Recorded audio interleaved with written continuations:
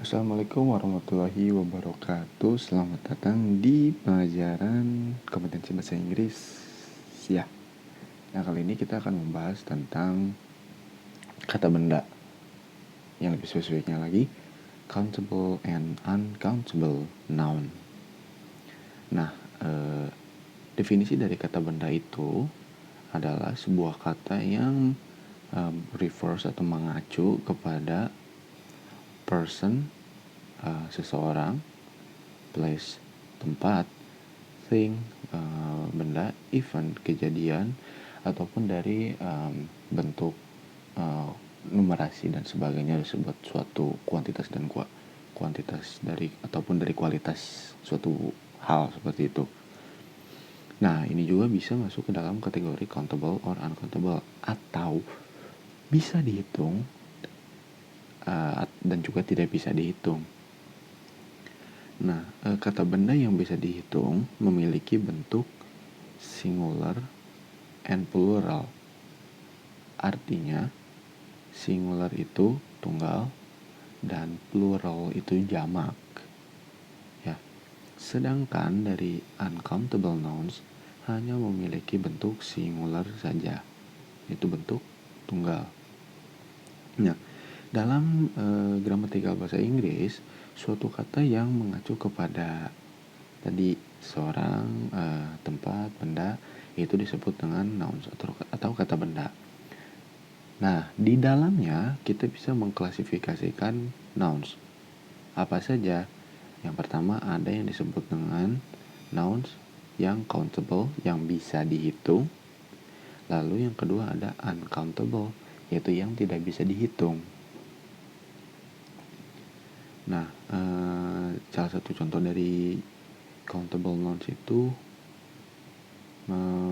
misalnya nih, table, meja, tables, meja juga, tapi kuantitasnya banyak, lebih dari satu, seperti itu. Months, terus ada pens, ya ini bulan, ini pulpen, seperti itu. Nah, a countable noun becomes plural, suatu kata benda yang bisa dihitung akan berubah menjadi jamak jika ditambahkan s di ujung katanya. Walaupun demikian, tapi masih ada pengecualian seperti itu. Ya kan, ini tables, table tunggal, tables jamak. Nah, kalau ini man,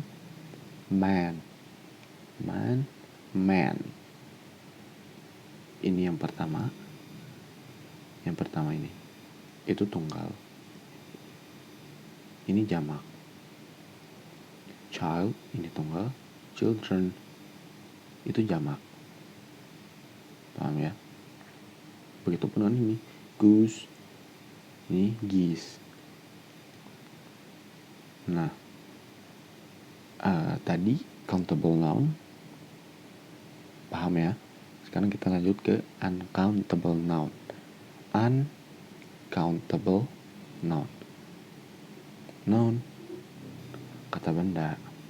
Uncountable, tidak bisa dihitung. Nah, secara garis besar, uncountable itu ya tidak bisa dihitung, betul.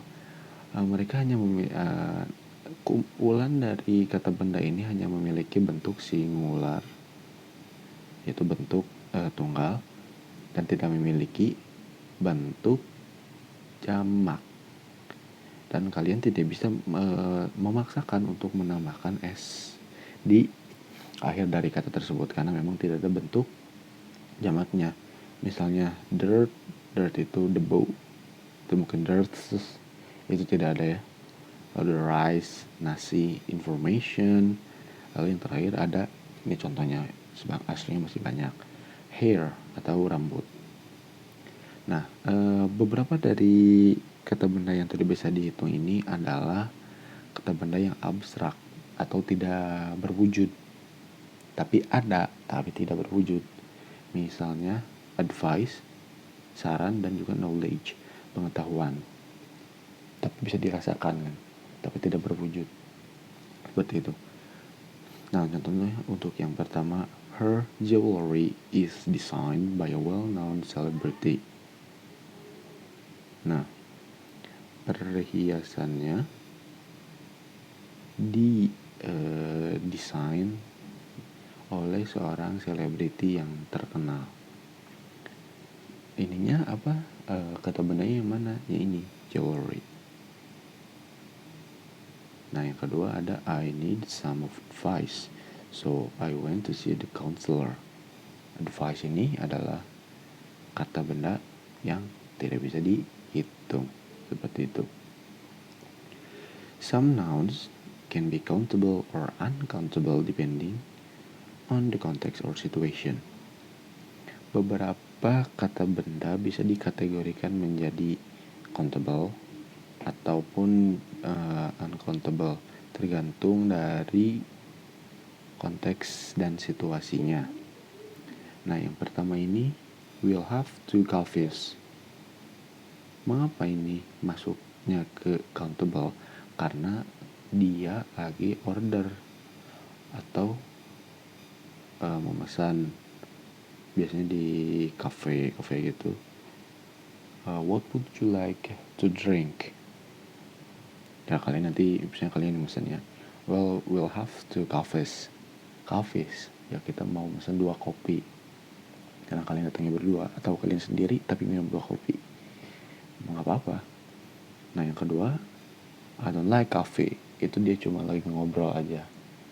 Dan tanya, do you like coffee? No, I don't like coffee. Seperti itu.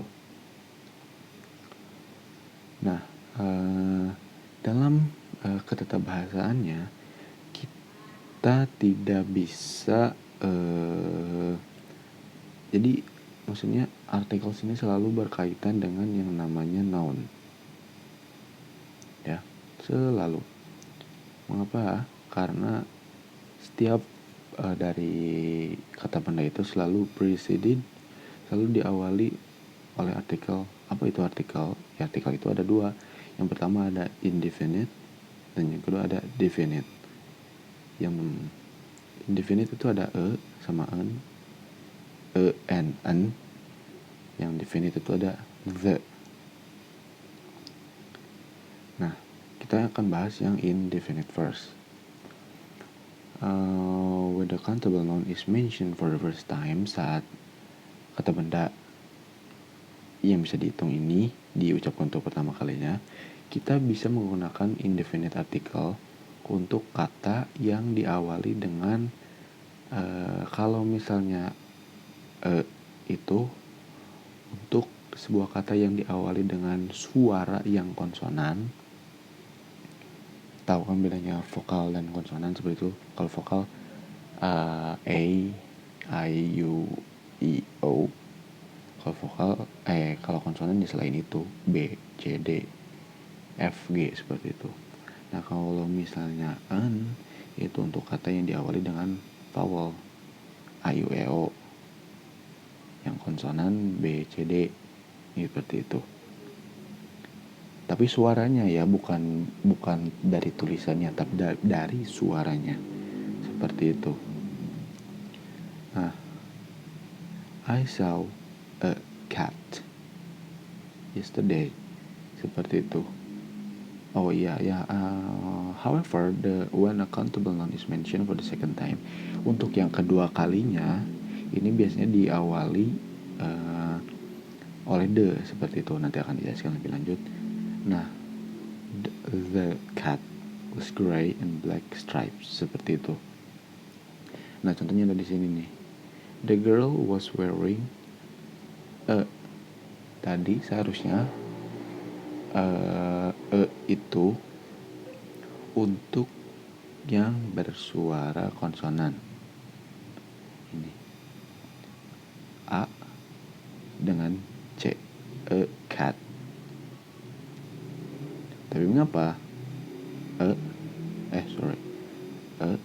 with you? Karena uniform itu cuma bentuk wordnya aja yang bentuk wordnya itu vowel, tapi pengucapan awalnya itu consonant. Kalian bisa cek sendiri ya. Pokoknya J U U U uniform, U U Y U, itu seperti itulah. Nah, terkadang ketika kata benda yang tidak bisa dihitung itu bisa juga dianggap sebagai kata benda yang bisa dihitung. Dan kita bisa menggunakan indefinite article. Please select wine that you like. Seperti itu. Selanjutnya setelah tadi ada indefinite article yang tidak bisa digunakan untuk kata benda yang tidak bisa dihitung. Nah, sekarang ada definite article. Nah, definite article ini definite article yang penggunaan the. Nah, ini bisa digunakan untuk uncountable nouns atau kata benda yang tidak bisa dihitung saat mengacu kepada hal yang spesifik seperti itu. Nah, misalnya ini, I found the luggage that I had lost. Nah, luggage ini masuk ke uncountable dan preceded by nih the ya. Lalu selanjutnya the honesty. The nya itu definite article, honesty-nya itu uncountable nouns, dan honesty itu masuk ke ranah abstrak noun, bisa di tidak ada wujudnya tapi bisa dirasakan seperti itu. Nah, kita juga bisa menggunakan the untuk countable nouns atau yang bisa dihitung ketika hanya ada satu hal yang spesifik seperti itu. Misalnya yang pertama, the baby stare at the moon in fascination. Nih, the moon, jadi kan bulan itu memang wujudnya yang kita lihat ya ada satu gitu. One such thing or person in existence, seperti itu. Hanya ada satu benda atau seorang gitu secara wujud nyatanya. Nah, mengapa yang deductor ini masuknya ke countable? Nah, karena dia sudah spesifik banget, deductor near the market. Jadi yang ada di situ sudah pasti gitu. Makanya dia masuknya ke kategori countable nouns atau nouns yang atau kata benda yang bisa dihitung. Seperti itu. Nah, selanjutnya ada quantifiers atau pengukur. Countable and uncountable nouns. Udah tahu ya maknanya, udah nempel. Nah, ini juga bisa dipergunakan dengan quantifiers ini atau pengukur ini. Nah, maksudnya dari pengukur ini apa? Jadi ada kata-kata yang bisa mengekspres ataupun mengekspres suatu satuan atau suatu kuantitas. Nah, biasanya kalau mengukur suatu satuan itu some, any, ada more, ada few, ada little, ada several. Ini maknanya sama buat menghitung suatu satuan seperti itu. Nah, however, bagaimanapun juga ada beberapa pengukur atau quantifiers yang bisa digunakan hanya untuk kata benda yang bisa dihitung. Misalnya many, few, a few, fewer, dan juga several.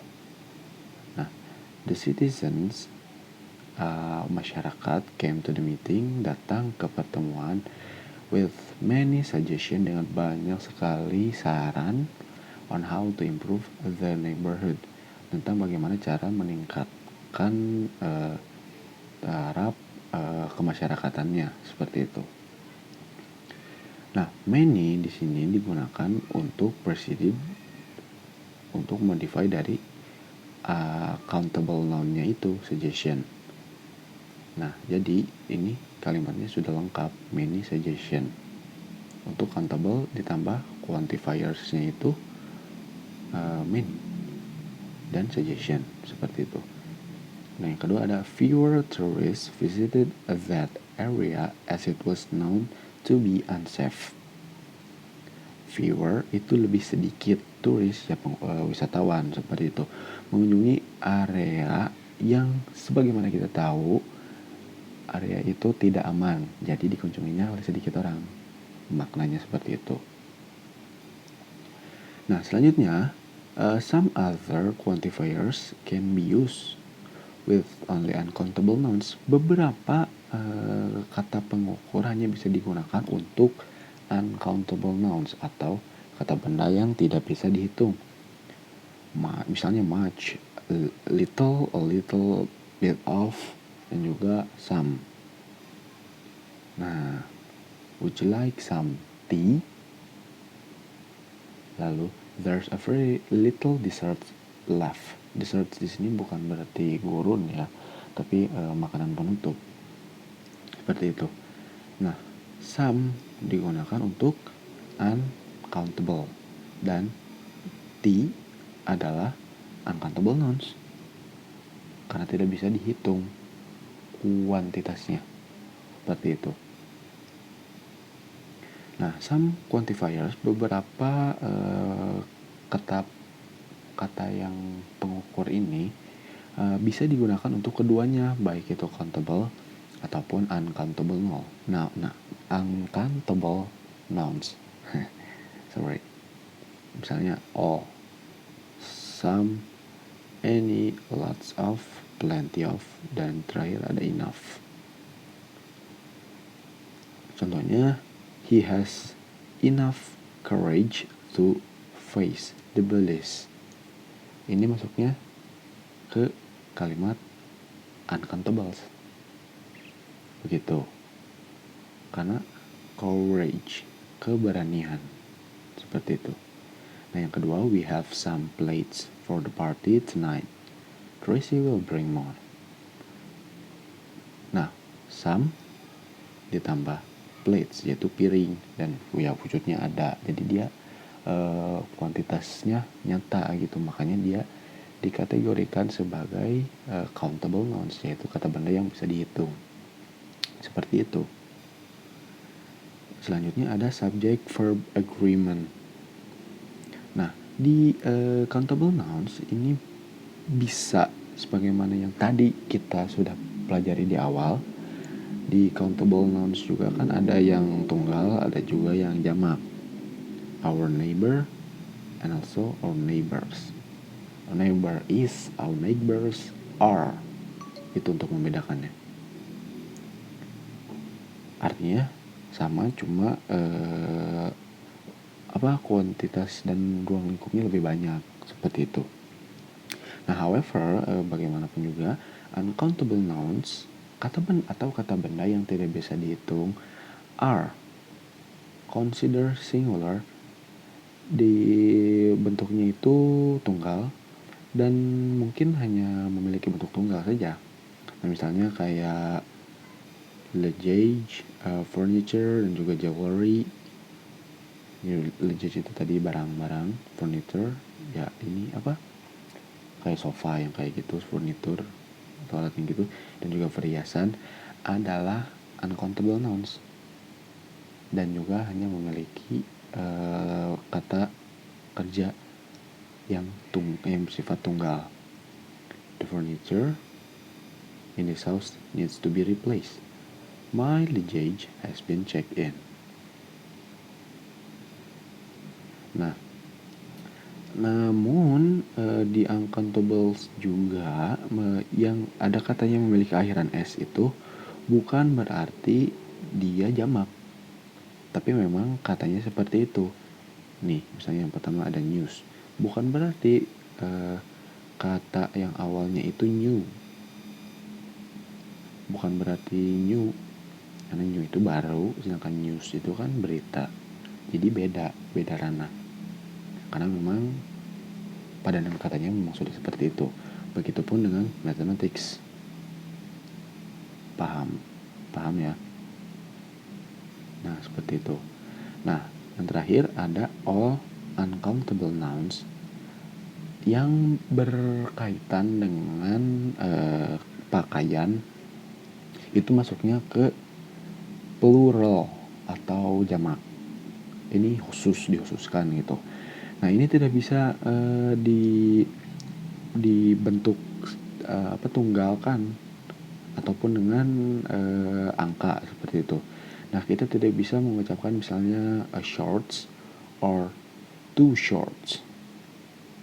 Shorts itu celana pendek ya, celana pendek.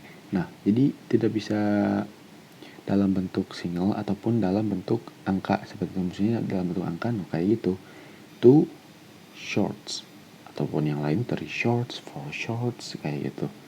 Nah, kita apa yang harus diucapkan? Nah, kita harus mengucapkan, can you lend me a pair of shorts? I didn't bring mine. Bolehkah kamu meminjamkan kepada saya sepasang celana pendek? Saya tidak membawa punya saya. Seperti itu. Atau kalimatnya mau diganti boleh, can you wash my trousers? Nah, kan sama konsepnya. Jadi tidak ada singular form or with number. Kurang lebih seperti itu.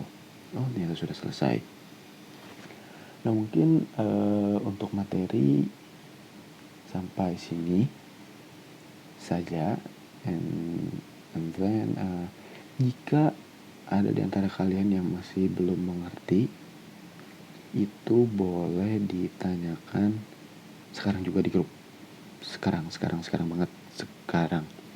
Dan nanti kalian juga harus berdiskusi dengan teman kalian sebagai nilai keaktifan. Jadi kita ada sesi Q&A session. So you guys understand, right? Well, thank you, I guess. See you on the WhatsApp group. Wassalamualaikum warahmatullahi wabarakatuh.